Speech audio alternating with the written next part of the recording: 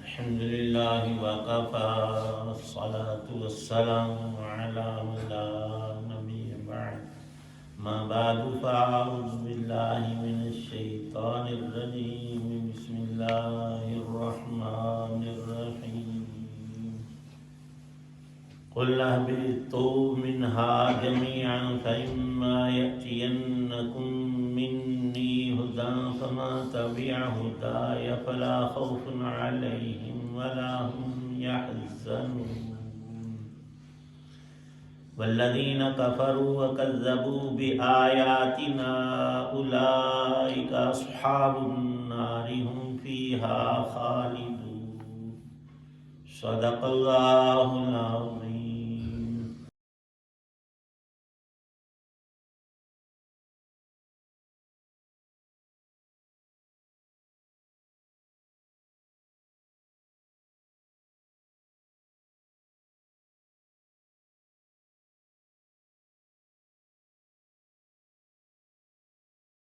ہم نے کہا اب تم سب یہاں سے اتر جاؤ، پھر اگر میری طرف سے کوئی ہدایت تمہیں پہنچے تو جو لوگ میری ہدایت کی پیروی کریں گے ان کو نہ کوئی خوف ہوگا اور نہ وہ کسی غم میں مبتلا ہوں گے، اور جو لوگ کفر کا ارتکاب کریں گے اور ہماری آیتوں کو جھٹلائیں گے وہ دوزخ والے لوگ ہیں جہاں وہ ہمیشہ رہیں گے۔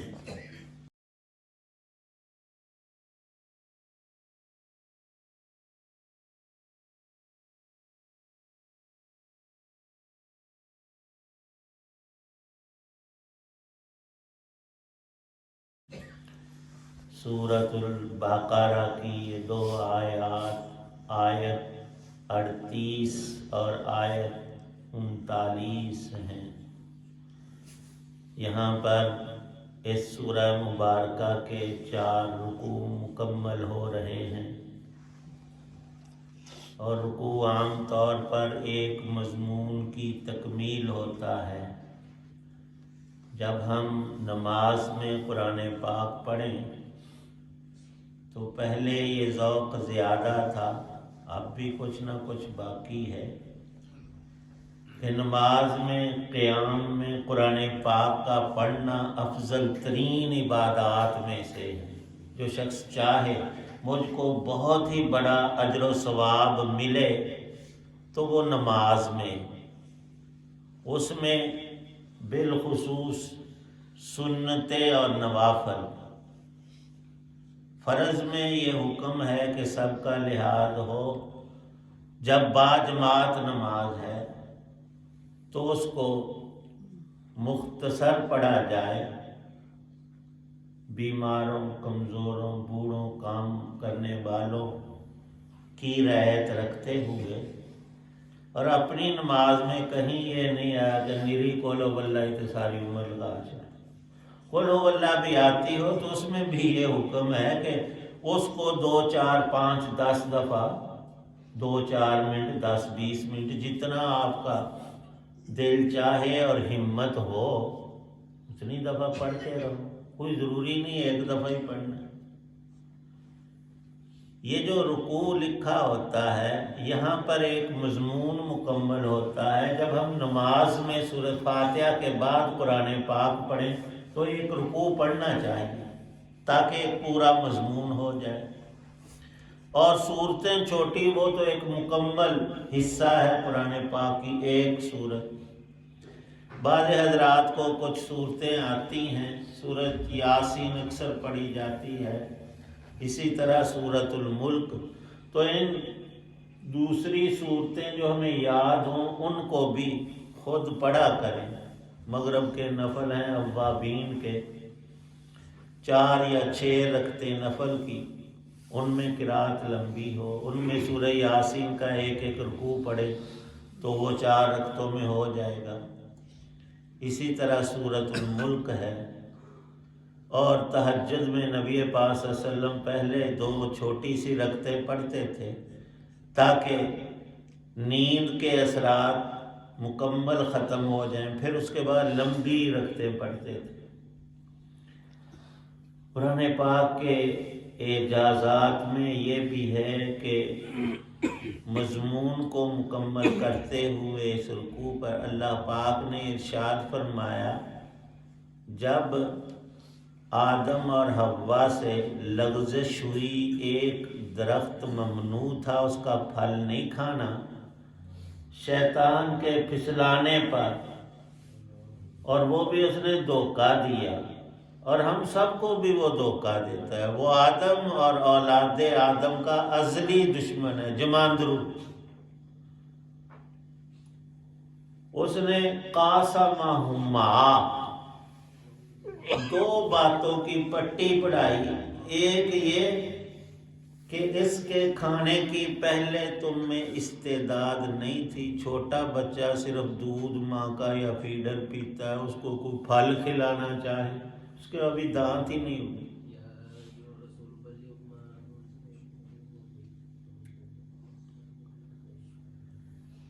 تو وہ کہنے لگا کہ وہ ممانعت شروع میں تھی، اب تمہارے حالات کہیں پختہ ہو گئے، اس کو کھاؤ گے تو تم مرو گے نہیں۔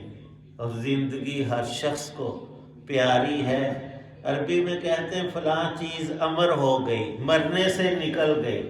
کئی لوگوں کی شہرت اتنی ہو جاتی کہ وہ مر بھی جاتے ہیں، ان کی مشہوری رہتی ہے۔ ایک تم امر ہو جاؤ گے، اور جب زندہ رہو گے جنت تمہیں ملی ہوئی ہے، یہ تو اللہ کے قرب اور رحمتوں برکتوں کی جگہ ہے، یہاں کوئی تکلیف کلفت نہیں ہے، تو تمہاری موجیں ہو جائیں گی، اسے کھا لو۔ انہوں نے سوچا کہ اللہ کی قسم کھا رہا ہے تو قسم کے ساتھ جھوٹ تو ویسے بری چیز ہے، لیکن شیطان کی سب سے پسندیدہ غذا ہی جھوٹ ہے۔ جب کوئی انسان جھوٹ بولتا ہے تو وہ بڑی داد دیتا ہے، شاباش۔ لکھا ہے حدیث پاک کے حوالے سے کہ جھوٹا جو مسلمان ہو کر جھوٹ بولتا رہتا ہے وہ جنت الفردوس سے محروم رہے گا۔ کوشش یہ ہونی چاہیے کبھی کسی درجے میں ہم جھوٹ نہ بولیں۔ تو امر کیا ہونا ہے؟ اصل میں جو اللہ کا حکم جس طرح ہے اس طرح پورا کرنے میں ساری خیر ہے۔ شیطانی یا نفسانی تعویلات اس میں کرنا، اپنی تشریحیں ساتھ کر لینا، یہ منع ہے۔ اللہ پاک فرماتے ہیں جب ان سے لغزش ہوئی تو ہم نے ان سب کو، سب میں 3 لکھے ہیں، آدم حوا جو کہ دونوں جنت میں تھے، اور ابلیس وہ بھی آسمانوں پر آتا جاتا تھا، تو ان دونوں کو جنت میں اور ابلیس کو آسمانوں پر سے نیچے اتار دیا گیا زمین پر۔ اب آدم علیہ السلام کے سامنے تقابل کہاں وہ جنت اور اس کی نعمتیں، خوشبوئیں اور روشنیاں، اور کہاں یہ مٹی والی زمین، اس پر اتارے ہیں۔ یہ حبوطی زندگی ہے۔ محققین فرماتے ہیں اللہ نے آسمانوں کے نیچے زمین بنائی ہے، یہ پست ہے، یہ گھٹیا ہے، یہ ادنا ہے اور عارضی ہے۔ اس کے اسباب میں ایک اللہ نے یہ بھی پیدا کیا ہے کہ یہ جو دن رات ٹائم اور وقت، اس کا نام تو رکھا گیا جمعرات ہے، کل اگلا دن آئے گا تو جمعے کا۔ اب یہ ایک قدرتی نظام ہے، جو ٹائم گزر جاتا ہے وہ واپس نہیں آتا۔ ایک وہ زمانہ تھا جب ہمارا بچپن تھا، پھر جوان ہوئے، پھر بوڑھے ہوئے، پھر بڑھاپا بھی صدا کا نہیں، آگے چلنا ہے۔ اس وقت کی خصوصیات میں گزر جانا اور اس کی چیزوں میں بھی گزرنا پایا جاتا ہے، کسی میں آہستہ آہستہ، کسی میں تیز، کسی میں یکدم۔ لیکن اوپر والی جو زندگی ہے آسمانوں سے اوپر والی زندگی جس کا نام آدم حوا کے حوالے سے جنت کی زندگی ہے، وہ ہے اعلیٰ، اور وہ ہے آسمانوں سے اوپر۔ اور نبی پاک صلی اللہ علیہ وسلم نے معراج میں خود اللہ نے سیر کروائی جنت کی، تو عرش رحمان جنت کی چھت ہے، جنت کے اوپر آسمان نہیں، 7ویں آسمان کے اوپر جنت ہے، جنت کے اوپر اللہ کا عرش ہے۔ فرمایا نبی پاک صلی اللہ علیہ وسلم نے، اللہ کی ساری مخلوقات میں سب سے حسین ترین چیز عرش رحمان ہے، اللہ کا عرش پاک ہے۔ تو وہ اوپر کی زندگی تھی، ایک عالم اور جہان اوپر کا آسمانوں سے، ایک ہے ان سے نیچے کی یہ زندگی، تو اس کو حبوطی زندگی، عارضی زندگی کہا جاتا ہے۔ لیکن اس کے اثرات یہ بتائے ہیں کہ اگر اللہ کی طرف سے آدم تیرے اور تیری ذریت کے اولاد آدم کے پاس اللہ کی ہدایت آئے، جو اس ہدایت ایمان اور نیک عمل کو قبول کر لے گا، فلا خوف علیہم ولا هم یحزنون، ہم پھر انہیں جنت ہمیشہ کے لیے دے دیں گے۔ اس کی 2 خصوصیات فرمائیں کہ وہاں کوئی خوف نہیں کہ یہاں ہمیں موت آئے گی یا بڈھے ہو جائیں گے یا بیمار پڑ جائیں گے، وہاں کوئی بھی کسی طرح کا خوف نہیں، دشمن حملہ کر دے گا یا شیطان ہمیں لغزش میں ڈالے گا، کوئی ایسی بات، وہ پاک زندگی ہے۔ ایک خصوصیت اس کی کہ آئندہ کا کوئی خوف نہیں، نہ وہاں سے کسی کے نکلنے کا دل چاہے گا اور نہ کسی کو نکالا جائے گا، لا خوف علیہم۔ دوسری بات فرمایا ولا هم یحزنون، ہم سب سوچتے ہیں مر گئے تو کیا بنے گا، ہمارا فلاں سسٹم، تجارت، ملازمت ختم ہو جائے، بھئی اب تمہیں اس کی ضرورت بھی نہیں۔ اگر ایمان اور نیک عمل پلے میں ہیں تو پھر تیرے لیے ابھی سے جنت ہے، اس کے کچھ نظارے، اور بالآخر حقیقی طور پر روح اور جسم کے ساتھ تیرا داخل ہونا۔ اور فرمایا رسول پاک صلی اللہ علیہ وسلم نے، ہر جنت میں داخل ہونے والا فل جوان ہوگا، مرد یا عورت، کوئی بڈھا یا بچپنے کی حالت میں جنت میں نہیں جائے گا۔ جن کو داخلہ نصیب ہے وہ سب جوان، اور پھر وہ جوانی صدا کی۔ تو فرمایا اللہ پاک نے تمہیں جو گزشتہ زمانہ ہے نا، دنیا کے نعمتیں ہیں یا نقمتیں ہیں، اچھائیاں یا برائیاں پیش آئیں، تو یہاں میں دکھ ہوتا ہے، فلاں کام وہاں سے ہمیں فائدہ ہونا تھا، نقصان ہو گیا، وہ جب بھی بات یاد آتی ہے تو ہمیں حزن ہوتا ہے۔ فرمایا کہ جنت کو پا کر تمہارے سارے احزان، حزن کی ہر قسم، دکھ، پرانا درد سب ختم، لا خوف علیہم ولا هم یحزنون۔ لیکن ساتھ تنبیہ کر دی کہ جو اللہ کی ہدایت سے منہ موڑے ابلیس کی طرح، ایمان نہ لائے، اکڑے حسد بغض میں برائیوں میں پڑھ کر زندگی گزارے، تو ان کے لیے یہ نہیں، ان کے لیے والذین کفروا وکذبوا بآیاتہ، اللہ کی اور اس کی سب نعمتوں کی اس بندے نے تکذیب کی، کفر کیا، ناشکری کی، تو اللہ کی آیات کی طرف توجہ ہی نہیں کی، اولئک اصحاب النار، یہ کافر اور بدکار لوگ آگ میں داخل کیے جائیں گے، ہم فیہا خالدون، وہاں نکلنا نکالنا کچھ نہیں ہے، کفر کی سزا ہمیشہ کی آگ اور دوزخ ہے۔ ہم فیہا، اللہ پاک خود فرما رہے ہیں کہ ہم فیہا خالدون، جنت کی زندگی بھی ہمیشہ کی، دوزخ کی بھی ہمیشہ کی۔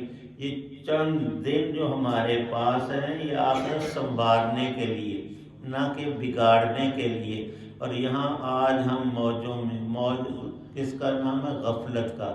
غفلت ایک نشہ ہے، جب کوئی انسان نشہ چیز کھا لیتا ہے، پی لیتا ہے، تو اس کا دماغ معوف ہو جاتا ہے، اس کو کچھ پتہ نہیں ہوتا میں کیا کہہ رہا ہوں، کیا کر رہا ہوں۔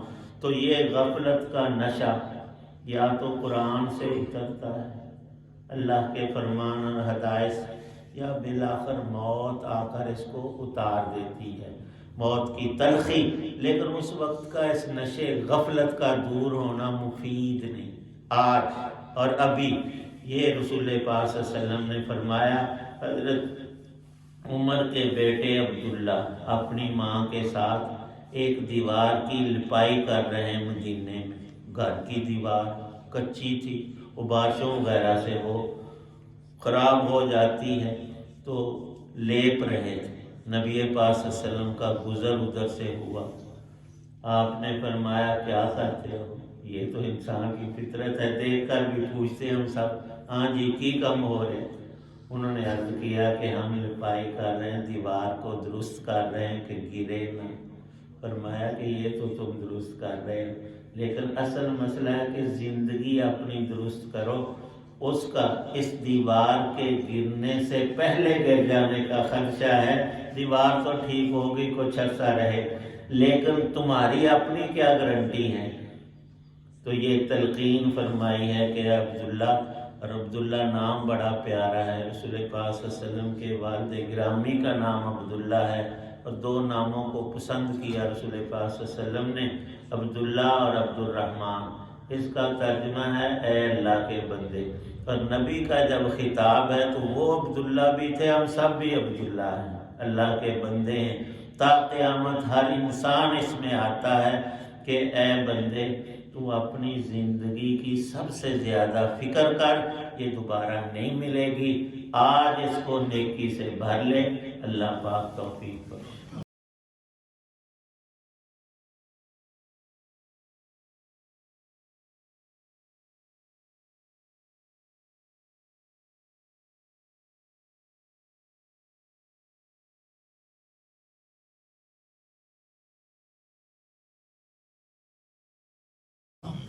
الحمد للہ رب العالمین والصلاة والسلام علی رسول النبی اللہم صلی علی سیدنا محمد وآلہ بقدر حسنہ وجمال اللہم اجرنا من النار وادخلنا الجنة مع الابرار اللہم انا نسألک علما نافعا ورزقا واسعا وشفاء من کل داء توفنا مسلما والحقنا بالصالحین صلی اللہ تعالی علی خیر خلقہ محمد وعلی آلہ واصحابہ وآل بیتہ اجمعین آمین برحمتک یا رب۔